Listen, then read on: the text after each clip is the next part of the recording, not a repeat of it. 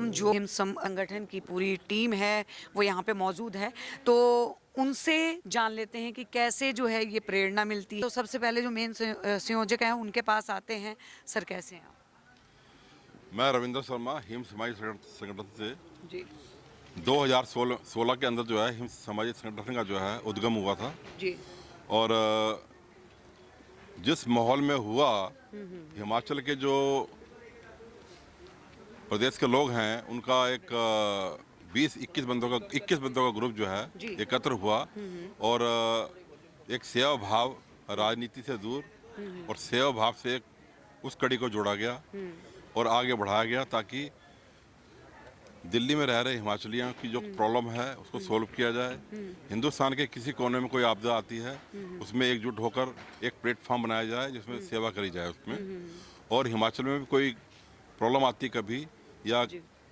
कोई आपदा आती है तो उसमें भी सहयोग किया जाए। और साथ साथ जो ब्लड की जो रिक्वायरमेंट रहती है अपना लोगों को, जो एक मानव सेवा है और अच्छी सेवा है किसी की जान बचाना। क्योंकि वैसे तो बहुत किसी को बोलते हैं कि ब्लड दीजिए तो इतना आसानी से देता नहीं है, और जब किसी को उस सिचुएशन में आके खड़ा हो जाता है तो उनको लगता है नहीं है ब्लड जो देना जो है बहुत ज़रूरी है। क्योंकि उसके घर में जब एक बार ये प्रॉब्लम आती है और ब्लड नहीं मिलता है तो फिर लगता है कि यार सेवा ये बहुत अच्छी है और देना चाहिए। पहले जो है ब्लड हिंदुस्तान के किसी कोने में दे दीजिए तो ब्लड देने के बाद आपको एक कार्ड मिलता था। उस कार्ड को हिंदुस्तान के किसी कोने में दिखा के यदि आपने ब्लड दिया है तो आपको ब्लड मिल जाता था। जी। मगर जब से आज 6-7 साल पहले जो है प्राइवेट जो एजेंसियां इस मेडिकल उसके अंदर आ गई, हॉस्पिटल खुल गए प्राइवेट हॉस्पिटल, तो वो धीरे धीरे वो चलन जो है वो ख़त्म होता जा रहा है। उसको देखते हुए फिर हम लोगों ने भी थोड़ा चेंज किया उसको।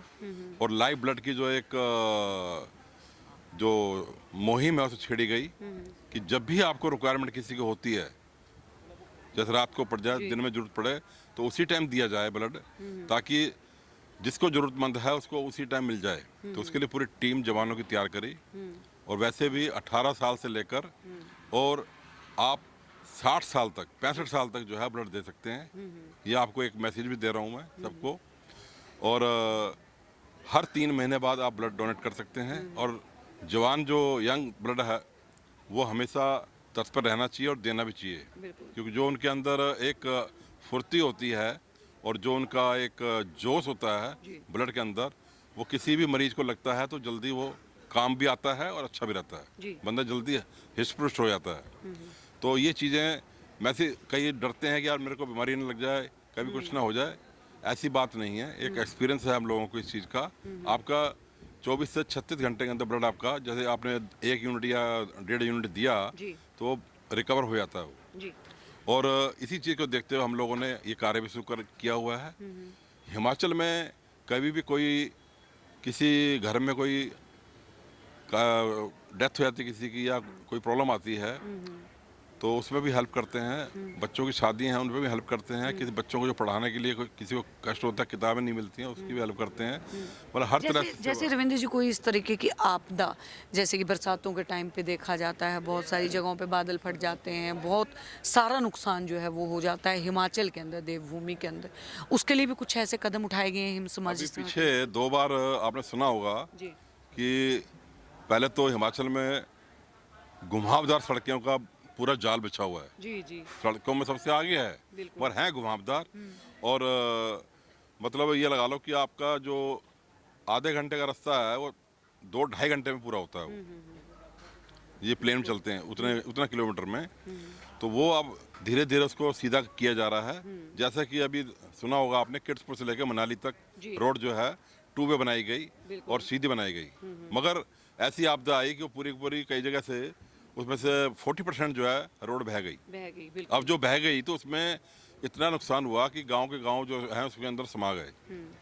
और बारिश भी ज़्यादा हुई और कई जगह ऐसी जगह थी जो 40 से 50 साल के बाद जो है ऐसी बारिश आई कि ज़मीनों से, घरों के अंदरों से पानी निकल रहा था। तो इस आपदा के अंदर हमारी जो टीम है उसने काम किया और जितने भी वहाँ के लोग थे उनका सहयोग दिया उनको। और कोशिश हमारी ये रही कि जैसे भी लोकल वहाँ के बंदे जो जानकार थे जी। उनके थ्रू हमने सेवा करी। वहाँ यहाँ पहले सोच रहे हम जाके करें मगर रास्ते सब बंद थे, तो हम लोगों ने दूसरा रास्ता अपनाया उसको सेवा करने का। तो उसका तरीका ये रहा कि हम लोगों ने उनको जो जानकार बंदा था उसको बोला कि भाई उस गांव में जाइए, जी। एक दो गांव जो भी थे, तो वहाँ पर जाकर रिक्वायरमेंट पूछिए। तो कई अच्छे अच्छे घर जो थे वो बह गए और घरों की पोजीशन ये हो गई कि वो ढहने की पोजीशन में हो गए। तो उनके अपने घर में भी जाने की भी समस्या खड़ी हो गई थी। जी। वो स्कूलों में रह रहे थे, तो उन लोगों के चूल्हे और गैस और जो भी रात को सोने के लिए बिस्तर वगैरह की जी। प्रॉब्लम रही। तो हम लोगों ने यहीं से ही जो है उनको बोला गया कि जो आपके नज़दीक बाजार हो वहाँ जाके सामान लीजिए, हमारी फ़ोन पे बात कराइए। हमने उसको पेटीएम के थ्रू या ऑनलाइन पेमेंट कर करके सबको सहयोग दिया और कई परिवारों को खड़ा किया कि भैया जब तक आपको सहायता पूरी अपने समय नहीं आते तब तक आप हमसे सेवा लीजिए और करी। और ये हमारा तरीका भी है। ऐसे ही केरला में जब बाढ़ आई थी और सुनामी आई थी तब भी हमने उन लोगों ने हेल्प करी। जी। 4-4.5 लाख रुपए का सामान भेजा यहाँ से और हेल्प कर रहा है। ऐसे ही अपना उत्तराखंड की तरफ भी सेवा करी है। जी। तो जब भी टाइम आता है इस टाइप का, एक्चुअली हमारे पास होता कुछ नहीं है और जब हम करते हैं तो पूरा पूरा प्लेटफॉर्म ऐसा तैयार है कि सब लोगों को पता है कि ये लोग अच्छा कार्य करते हैं। जी।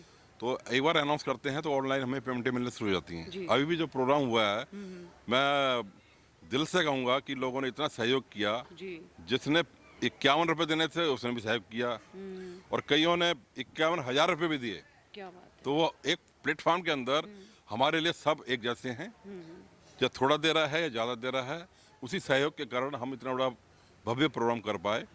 और हमारे हिमाचल वासियों का धन्यवाद करते हैं कि उन्होंने इस प्रोग्राम के लिए इतना सहयोग किया। जय बोले, बम बम बोले, जय बाबा बालकनाथ। जी, बहुत बहुत धन्यवाद सर। तो यहाँ पे जो है हम और बात कर लेते हैं। सर एक सवाल जो मेरा रहता है कि आज के यूथ के लिए अगर बात की जाए, आज का यूथ कहीं ना कहीं हिमाचल की, क्योंकि पंजाब का तो नंबर सबसे पहले आता है, लेकिन अब हिमाचल का भी नाम जो है वो उस कैटेगरी में आने लग गया है कि जो यूथ है वो कहीं ना कहीं नशे की ओर अग्रसर हो रहा है। उसके लिए आप क्या सोचते हैं सर?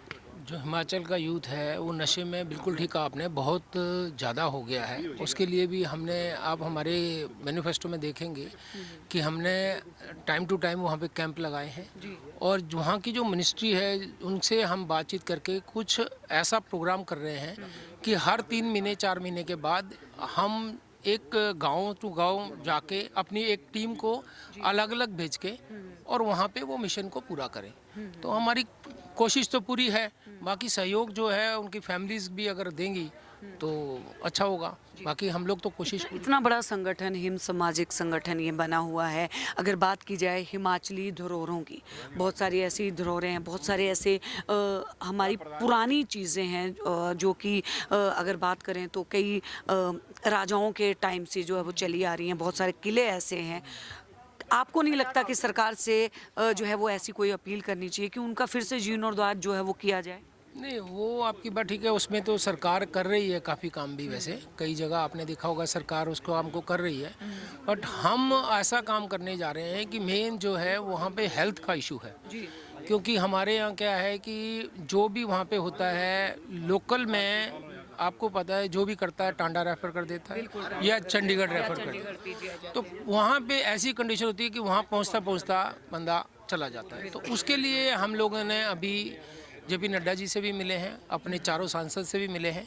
हमने कुछ ऐसी व्यवस्था के लिए उनको बोला है कि ऐसा कुछ हो दिखाएं। वैसे एम्स, जो एम्स दिल्ली में है और जो एम्स बिलासपुर में है, उसमें ज़मीन आसमान का अंतर है। तो उनकी जो भी सुविधाएं हैं, मूलभूत सुविधाएं हैं, उसके लिए हमारा प्रयास जारी है। और हमने अपना श्री नरेंद्र मोदी जी को भी लिखा है। उन्होंने बोला है हमारे को लेटर का जवाब आया है कि इस विषय के ऊपर हम आपका एक मीटिंग करेंगे और उसके ऊपर देखा जाएगा कि कैसे क्या उसको बेस्ट किया जाए। ये हमारा प्रयास है और हमारा मेन उसी के ऊपर फोकस है। अगर स्वास्थ्य ठीक रहेगा और टाइमली मिल जाएगा तो सब कुछ ठीक हो जाएगा। दूसरा हमारा संगठन का जो ऐसा है, मैं अभी आपको बता दूं कि ये चौथा जागरण है। हम कोई और प्रोग्राम,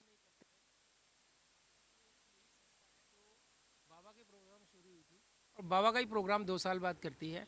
फर्स्ट प्रोग्राम में 1000 बंदे आए थे और आज 5,000 से आप भी देख रहे हैं उससे ज़्यादा ही लोग होंगे। और पूरी व्यवस्था आपने देखी। और हमारी जो 21 लोगों की टीम है मैं उसका बहुत ही धन्यवादी हूँ, क्योंकि उनका जो उनकी कड़ी है ना, तभी आज तक हम चल पा रहे हैं। वो सारे जहाँ पे जिसको ड्यूटी दे दी गई ना, वो वहीं पे पूरा करता है। धन्यवाद।